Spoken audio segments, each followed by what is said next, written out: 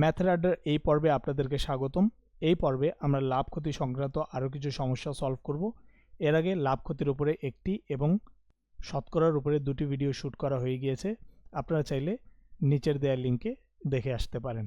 তো চলুন আজকের ভিডিওটা শুরু করা যাক।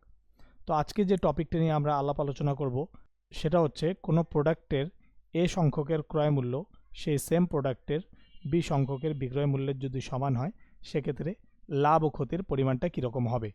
তো মনে করেন আমাদের প্রোডাক্টটা হচ্ছে আম দিয়েই আমরা উদাহরণটা দিতে পারি, যেমন ম্যাঙ্গো। 10টা আমের ক্রয় মূল্য যদি 8টা আমের বিক্রয় মূল্যের সমান হয় তাহলে সেক্ষেত্রে লাভ ও ক্ষতির পরিমাণটা কীরকম হবে আমরা সেই জিনিসটা সলভ করব এই ধরনের সমস্যায়। তারপর এ সংখ্যক প্রোডাক্ট বিক্রি করে বি সংখ্যক প্রোডাক্টের বিক্রয় মূল্যের অথবা ক্রয় মূল্যের সমান লাভ অথবা লস, এই সম্পর্কিত আমরা আরও দুটি প্রবলেম সলভ করব এবং এই দুইটা সমস্যাকে কম্বাইন করে আমরা একটা অ্যাডভান্স ম্যাথ প্রবলেম সলভ করব এই ভিডিওর শেষে। তো চলুন শুরু করা যাক, কিন্তু তার আগে আমি কিছু কথা বলে নিতে চাই। তো এই পর্বের জন্য আমরা ক্রয় মূল্যকে গাঢ় হলুদ কালার দ্বারা রিপ্রেজেন্ট করেছি, বিক্রয় মূল্যকে ব্লু কালার দ্বারা, লাভকে গ্রিন এবং ক্ষতিকে রেড কালার দ্বারা রিপ্রেজেন্ট করেছি। তো চলুন শুরু করা যাক। কোনো প্রোডাক্টের এ সংখ্যকের ক্রয় মূল্য যদি সেই সেম প্রোডাক্টের বি সংখ্যকের বিক্রয় মূল্যের সমান হয় তাহলে সেক্ষেত্রে লাভ ও ক্ষতির পরিমাণটা কীরকম হবে। তো এখানে বলা হচ্ছে cost price of 16 mango is equal to the selling price of 14 mango. তার মানে 16টি আমের ক্রয় মূল্য 14টি আমের বিক্রয় মূল্যের সমান। তাহলে লাভ ও ক্ষতি নির্ণয় করো, find the profit or loss. এখানে বলেনি আমাদের লাভ হচ্ছে না ক্ষতি হচ্ছে, তো এটা আমাদেরকে নিজেদেরকেই বের করে নিতে হবে। তো এই প্রবলেমটা আমরা কীভাবে সলভ করতে পারি, আমরা প্রথমেই আমাদের যে শর্তটা আছে সেটা আমরা ম্যাথমেটিক্যাল ইকুয়েশনের মাধ্যমে লিখে দিতে পারি। তো ক্রয় মূল্যকে আমরা রিপ্রেজেন্ট করতে পারি কস্ট প্রাইস, এটাকে আমরা রিপ্রেজেন্ট করতে পারি সিপি দিয়ে, আর সেলিং প্রাইস যেটা বিক্রয় মূল্য সেটাকে আমরা রিপ্রেজেন্ট করতে পারি এসপি দিয়ে। তাহলে এখানে আমরা বলতে পারি 16টা আমের ক্রয় মূল্য 14টা আমের বিক্রয় মূল্যের সমান। তাহলে এখান থেকে আমি যদি সিপি ডিভাইডেড বাই এসপিটা বের করতে চাই তাহলে এটা অনেকটা এরকম হবে যে 14, এই এসপিটা এখানে চলে আসলো তাহলে ভাগ হয়ে গেল, এবং এই 16টা যদি এই পাশে যায় তাহলে হয়ে যাবে 14 ডিভাইডেড বাই 16। এখন 2 দ্বারা যদি কাটাকাটি করি তাহলে এটা হবে 7, এটা হবে 8। এখন আমরা চাইলে সিপিকে ধরে নিতে পারি CP is equal two 7x এবং এসপিকে ধরে নিতে পারি 8x। এক্স ধরার কারণটা কি? এর কারণটা হচ্ছে যে 7 এবং 8-এর মধ্যে অবশ্যই কোনো না কোনো কোয়ান্টিটি গুণ অবস্থায় ছিল, পরে সেটা কমন নিয়ে আমরা কাটাকাটি করে ফেললাম। তো যদি সিপি 7x হয় এবং এসপি যদি 8x হয় তার মানে আমরা 7x টাকায় কিনলাম এবং 8x টাকায় বিক্রি করলাম। যেহেতু একটু বেশি টাকায় আমরা বিক্রি করতে পারলাম তাহলে এক্ষেত্রে আমাদের লাভ হচ্ছে। এই জিনিসটা আমরা এই প্রবলেম থেকে বুঝতে পারলাম। তাহলে লাভের পরিমাণটা হচ্ছে প্রফিট ইজ ইকুয়াল টু আমরা জানি এসপি মাইনাস সিপি, এবং এটা হবে 8x মাইনাস 7x, যেটা হচ্ছে এক্সের সমান। তাহলে আমাদের প্রফিট পার্সেন্টেজটা হবে এক্স ডিভাইডেড বাই সিপি, যেটা হচ্ছে এখানে 7x, আমি লিখলাম 7x, আর 100তে কনভার্ট করলে হয়ে যাবে ইন্টু 100। এক্স এক্স কেটে দিলাম, 7 14 দ্বারা ভাগ করলে 98, হাতে থাকলো 2, তো 2/7%। আশা করি আপনারা বুঝতে পেরেছেন। এই প্রবলেমটা আপনারা এক্স ছাড়াও সলভ করতে পারেন। তার জন্যে এখানে সিপি আপনি 7 ধরতে পারেন এবং এসপি আপনি 8 ধরতে পারেন। তাহলে আপনাদের প্রফিট হচ্ছে 1 টাকা, আর যদি আমি প্রফিট পার্সেন্টেজ হিসাব করতে চাই তাহলে সেটা হবে 1 ডিভাইডেড বাই 7 ইন্টু 100। তাহলে কাটাকাটি করলে সেম অ্যান্সার 14 2/7%। আসলে এক্স না ধরলেও হয়ে যায়, কারণ আমরা তো আসলে এখানে এক্সটা কেটেই দিচ্ছি, আসলে এখানে এক্সটা কাটাকাটি চলে যাচ্ছে। এজন্য এক্স যদি আপনি নাও ধরেন এমসিকিউ এর জন্য, তাও আপনি ম্যাথটা ইজিলি সলভ করে ফেলতে পারবেন। এখন চলুন আমরা পরের প্রবলেমটা দেখি। এখানে বলতেছে a man finds out that cost price of 2750 oranges is equal to the selling price of 2500 oranges. Find profit or loss. তার মানে একটা ব্যক্তি জানতে পারলো যে 2750টি কমলার ক্রয় মূল্য 2500টি কমলার বিক্রয় মূল্যের সমান। লাভ ও ক্ষতির শতকরা পরিমাণ নির্ণয় করো। তো এটাও আমরা ওইভাবে সলভ করতে পারি। আমরা প্রথমেই আমাদের কন্ডিশনটা লিখে দিব। তাহলে আমাদের কন্ডিশন হচ্ছে CP of 2750 is equal to SP of 2500। তাহলে আমরা যদি সিপি ডিভাইডেড বাই এসপি নেই তাহলে এখানে চলে আসবে 2500 আর নিচে চলে আসবে 2750। এখান থেকে একটা শূন্য আমরা কেটে দিলাম। এখন যদি আমি এটাকে সাইডে লিখি তাহলে এটা হবে 250, এখানে হবে 275। তো একটু ভালোভাবে খেয়াল করলে দেখা যাবে এটাকে 25 দ্বারা খুব ইজিলি ভাগ করা যায়, 25 10 250, আর এইটা 250 থেকে আরও 25 বেশি, 250-এর সাথে 25 যোগ করলে হয়ে যাবে 275। তার মানে 25-এর সাথে 11 গুণ করলে আমরা 275 পেয়ে যাই। তাহলে এখান থেকে আমরা বলতে পারি আমাদের সিপি হচ্ছে 10 আর এসপি হচ্ছে 11। আপনি এক্স ধরে করতে পারেন।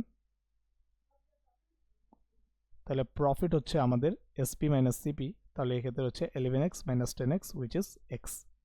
তাহলে প্রফিট পার্সেন্টেজটা হবে x divided by 10x into 100। এখান থেকে এক্স কেটে দিলাম এবং 10 10-এ 100। তাহলে এক্ষেত্রে আমাদের লাভের পরিমাণটা হচ্ছে 10%। চলুন দ্বিতীয় টপিকে যাওয়া যাক। এখানে বলতেছে after selling 72 mangoes a man loses selling price of 9 mangoes, find the loss percentage. এখানে এক্সপ্লিসিটলি আমাদের বলে দিছে যে আমাদের লস হচ্ছে। তো যদি বাংলায় আমরা প্রবলেমটা দেখি তাহলে বলতেছে 72টি আম বিক্রি করার পর একজন ব্যক্তি 9টি আমের বিক্রয় মূল্যের সমান লোকসান করেন, ক্ষতির শতকরা হার নির্ণয় করো। তো এখানে সব কিছুই সেলিংয়ের সাথে রিলেটেড, যে 72টা আম সে বিক্রি করলো এবং তার ক্ষতি হলো 9টা আমের বিক্রয় মূল্যের সমান। তো আমরা প্রথমেই যে কাজটা করব, আমরা একটি আমের বিক্রয় মূল্য কত সেটা ধরে নিব। সেটা 1 টাকাও আপনি ধরতে পারেন এমসিকিউ এর জন্য, আবার x টাকাও ধরতে পারেন যদি আপনাদের রিটেনে এই প্রবলেমটা আসে। তো কীভাবে সলভ করবেন চলুন দেখা যাক। আমি প্রথমে এক্স দিয়ে দেখাচ্ছি।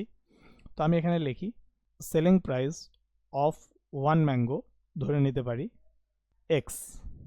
তাহলে এসপি অফ 72 ম্যাঙ্গোজ হবে 72x R SP of 9 mangoes হবে 9x। এবং এখানে আমাদের বলে দিছে আমাদের হচ্ছে লস। তো লস আমাদের কখন হয়? যখন আমাদের কস্ট প্রাইসটা সেলিং প্রাইস থেকে বেশি হয়। তার মানে এক্ষেত্রে আমার কস্ট প্রাইসটা সেলিং প্রাইস থেকে বড় হবে। তো এখানে সেলিং প্রাইস হচ্ছে 72x আর আমাদের 9টা আমের সেলিং প্রাইস হচ্ছে 9x। তো যেহেতু আমাদের লস হচ্ছে তাহলে আমরা বলতে পারি আমাদের কস্ট প্রাইস অফ 72 ম্যাঙ্গোজ হবে 72x plus 9x which will be 81x। এটা কিভাবে হলো? যেহেতু আমাদের লস হচ্ছে তাহলে আমরা বলতে পারি সিপি মাইনাস এসপি। তাহলে এখানে আমাদের লসের পরিমাণ ছিল 9x আর সিপি আমাদেরকে বের করতে হবে, আর এসপির পরিমাণ ছিল 72x। এখন 72x যদি ওপাশে চলে যায় তাহলে সেটা হয়ে যাবে CP is equal two 72x plus 9x which will be 81x। তাহলে এখানে যেহেতু আমাদের লস হচ্ছে তাহলে আমি বলতে পারি loss percentage will be equal to লসের পরিমাণ 9x ডিভাইডেড বাই 81x হচ্ছে আমাদের কস্ট প্রাইস, যেহেতু আমরা সব কিছু কস্ট প্রাইসের সাথে তুলনা করি, আর 100-এর সাথে গুণ, কারণ আমরা শতকরায় প্রকাশ করব। তো এক্স কাটা গেল 9 নং 81 আর 9 থেকে এটা যদি কাটা দিই তাহলে 9 11 99, 1 বেঁচে থাকলো, তো 1/9%। এই হচ্ছে আমাদের ক্ষতির পরিমাণ। এখন এই ম্যাথটা চাইলে আপনারা এক্স ছাড়াও করতে পারেন। তখন আপনাদেরকে যেটা করতে হবে, আপনারা এখানে এক্সের বদলে 1 ধরে নেন, তাহলে এটা হয়ে যাবে 72 আর এটা হয়ে যাবে 9। তাহলে আপনাদের সিপি হয়ে যাবে 72 প্লাস 9 উইচ উইল বি 81। আর যদি লসের হিসাবটা আমরা করি তাহলে লস পার্সেন্টেজটা আমার হবে, আমি এখানে দেখাই, লস পার্সেন্টেজটা হবে 9 ডিভাইডেড বাই 81 ইন্টু 100। একই 9 নং 81, 9 11 99, 1/9%। আসলে এরকম হওয়ার কারণটা কি, এই এক্সটা দুই জায়গা থেকেই উভয় পক্ষ থেকে কাটাকাটি চলে যায়, এই জন্য এক্স নিয়ে আমাদের ওই রকম মাথা ব্যথা নাই। তো এই এক্স না ধরে আপনি করবেন এমসিকিউতে, আর এক্স ধরে করবেন আপনি রিটেন ম্যাথগুলোতে। এখন চলুন আমরা এই ম্যাথটা দেখি। এখানে কালার কোডিং দেওয়ার মেন উদ্দেশ্য হচ্ছে যেন আপনারা সাথে সাথেই বুঝে যান যে এখানে আমাদের লাভ হচ্ছে নাকি লস হচ্ছে, সেলিং প্রাইসের কথা বলতেছে নাকি কস্ট প্রাইসের কথা বলতেছে। তো এইখানে দেখেন কস্ট প্রাইসের কোনো কথা বলেনি, যেহেতু কালারটাই আমার বলে দিচ্ছে যে আমাদের এখানে সেলিং প্রাইস আছে আর প্রফিট হচ্ছে, তাহলে আমাদের অঙ্কটা করতে এখন সুবিধা হবে। তো এখানে বলতেছে যে 72টা আম বিক্রি করার পরে একটা মানুষ প্রফিট অর্জন করলো 9টা আমের বিক্রয় মূল্যের সমান। তো after selling 72 mangoes a man earns a profit of selling price of 9 mangoes. Find the profit percentage. তো এই জিনিসটা আমরা সেমভাবে সলভ করব। আমরা ধরে নিব SP of 1 mango is equal to x, আপনি 1 চাইলেও 1 ধরেও করতে পারবেন। SP of 72 mangoes will be 72x, R SP of 9 mangoes will be 9x। এখন আমাদের বলে দিচ্ছে যে আমাদের প্রফিট হচ্ছে, তো প্রফিটের পরিমাণটা কত এটা এখান থেকেই আমাদের দেখা যাচ্ছে। এখানে আমাদের প্রশ্নেই বলে দিচ্ছে profit of selling price of 9 article, তার মানে প্রফিট হচ্ছে 9x এর সমান। এই যে আমরা এখানে যেটা বের করলাম এটাই হচ্ছে আমাদের প্রফিট। তো যেহেতু প্রফিট হচ্ছে তার মানে আমাদের কস্ট প্রাইসটা অবশ্যই সেলিং প্রাইস থেকে ছোট হবে। কত ছোট হবে? সেলিং প্রাইস থেকে 9x পরিমাণ ছোট হবে। তাহলে আমি বলতে পারি cost price of 72 mangoes will be 72x minus 9x is equal two 63x। তাহলে আমাদের প্রফিট পার্সেন্টেজটা আমরা যদি হিসাব করি তাহলে সেটা হবে 9x হচ্ছে আমাদের প্রফিটের টোটাল প্রফিটের পরিমাণ ডিভাইডেড বাই 63x ইন্টু 100 শতকরার জন্য। x কেটে দিলাম, 7 নং 63, 7 দিয়ে 100কে ভাগ করলে 7 14 98, হাতে থাকলো 2, 2/7। আপনি চাইলে এটাকেও পার্সেন্ট আকারে প্রকাশ করতে পারেন। তাহলে এটা মোটামুটি পার্সেন্ট আকারে যদি প্রকাশ করতে চান তাহলে এটা হবে, যেহেতু 2 7 দিয়ে ভাগ যায় না তাহলে আমাদেরকে দশমিক নিতে হবে, তাহলে এটা হয়ে যাবে 20। তো 7 2 14, তারপর 7 2 14 হয়ে যাবে এখানে, 7 2 14 14, তাহলে এখানে থাকলো 6 6 আবার 0, তাহলে হয়ে যাবে 60।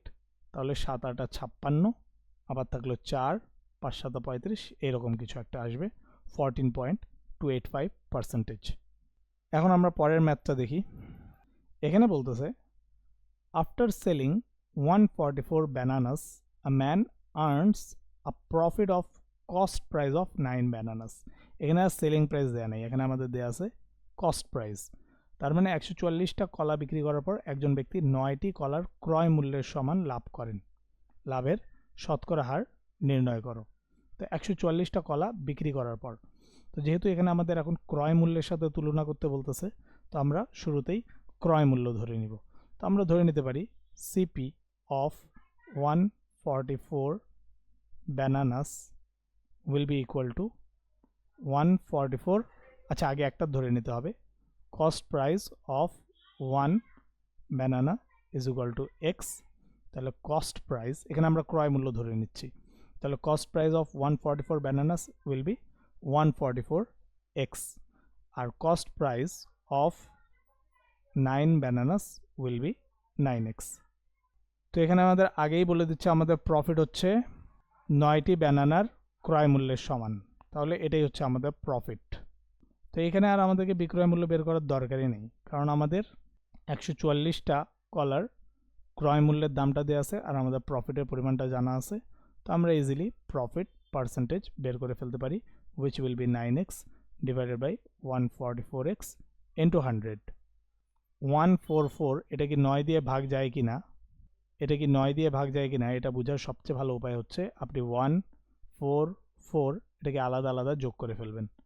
4 4 8 আর 1 9, যদি যোগ করার পরের সংখ্যাটা 9 দ্বারা ভাগ যায় তাহলে বুঝে নেবেন এই পুরো সংখ্যাটা 9 দ্বারা বিভাজ্য হবে। তাহলে এখন আমরা ইজিলি ভাগ করে ফেলতে পারি। 9 দিয়ে যদি ভাগ করি, 9 1 কে 9, তাহলে এখানে থাকলো 5, কারণ 9 5 14, 5 আর 4 হলো 54, 6 নং 54, তাহলে 16 দিয়ে 9কে গুণ করলে আমরা পাই 144। তারপর 16 দিয়ে 100কে ভাগ করলে 4 দিয়ে আমরা ভাগ করতে পারি, 4 4 16, 4 25 100, আর 4 দিয়ে 25কে ভাগ করলে হবে 4 6 24, হাতে থাকলো 1, 1/4%। 1/4% হচ্ছে আমাদের প্রফিট পার্সেন্টেজ।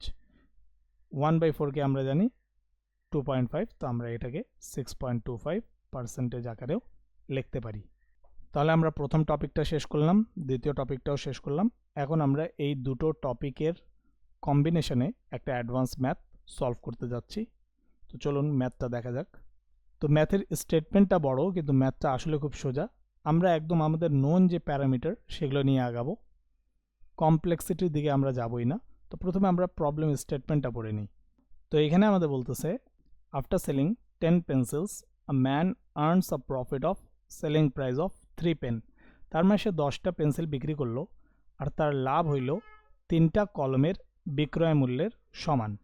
তারপর সে while selling 10 pens that man loses selling price of 4 pencils। তার মানে এখন সে 10টা কলম বিক্রি করতে গিয়ে দেখলো যে তার 4টা পেন্সিলের বিক্রয় মূল্যের সমপরিমাণ লস হয়েছে। তার মানে যখন সে 10টা পেন্সিল বিক্রি করলো তখন তার লাভ হইল 3টা কলমের বিক্রয় মূল্যের সমান।